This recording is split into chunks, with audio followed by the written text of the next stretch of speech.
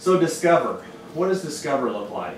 I think of this as, I always think of it as like the Great Commission. It's like the Great Commission of education. It is called the Great Commission, right, Bible people? The Great Commission, where Jesus, go ye unto all the ends of the earth or something. I won't even try and quote the Bible. I'll just embarrass myself. Brian says yes. Okay, thanks for Brian. Where you send students out, okay? Send them beyond the borders of your classroom. If you're a student of the flipped classroom, this is where they do something outside of classroom, and like this whole strategy would fit the flipped classroom because there's stuff that they do outside of classroom, and then during class time they're coming back and they're talking about it, they're discussing, they're doing something with it. So this is the part where you send them to go and find something. That could look like a whole lot of different things, and of course it's going to be different for all content areas, but Rhonda mentioned having them look at their own church and see what is your church, because while we're in Nazarene school we have students from many different faiths. We might even have some students who don't use the Bible in their faith. They might use some other sacred text. So we're going to come back to class and we're going to have a conversation about that. So students are going and discovering something, maybe something that they've kind of known their whole life, but never really processed the information about. So what might this, give me some examples of what you think a discovery could look like for your students in class. Something that you do, something you wish you did, something you've seen done somewhere else.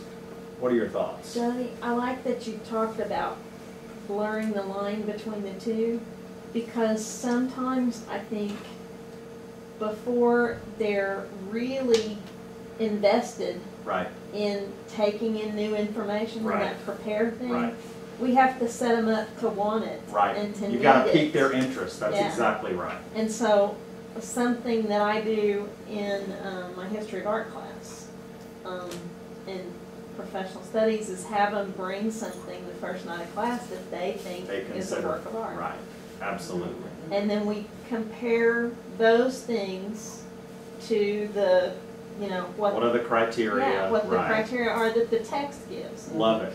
Absolutely love it. You could do the same thing in a science class. A concept that you think is science or is scientific or is not scientific. We do, sometimes we'll compare and contrast pseudoscience versus science. Early on, you've got to pique their interest because everybody reads their horoscope, but let's talk about how scientific that is. So, adding to what Rosalind said, and I see Eileen over there, I teach stats for their data analysis for the nurses, and they come into that class very fearful of statistics.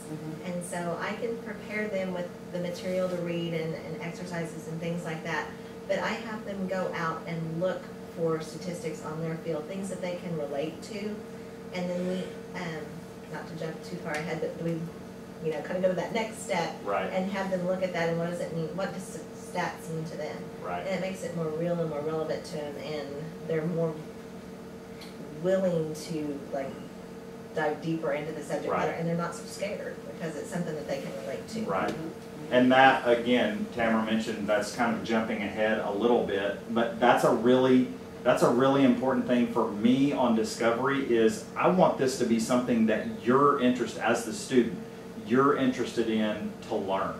So I want you to, again, I'm a bit of a constructivist, I want students to construct their own relevancy about it. So, you know, I could say statistics is this very narrow field, but in reality, think about when we all come into contact with statistics. So go find a way that you come into contact with statistics, and we'll go from there.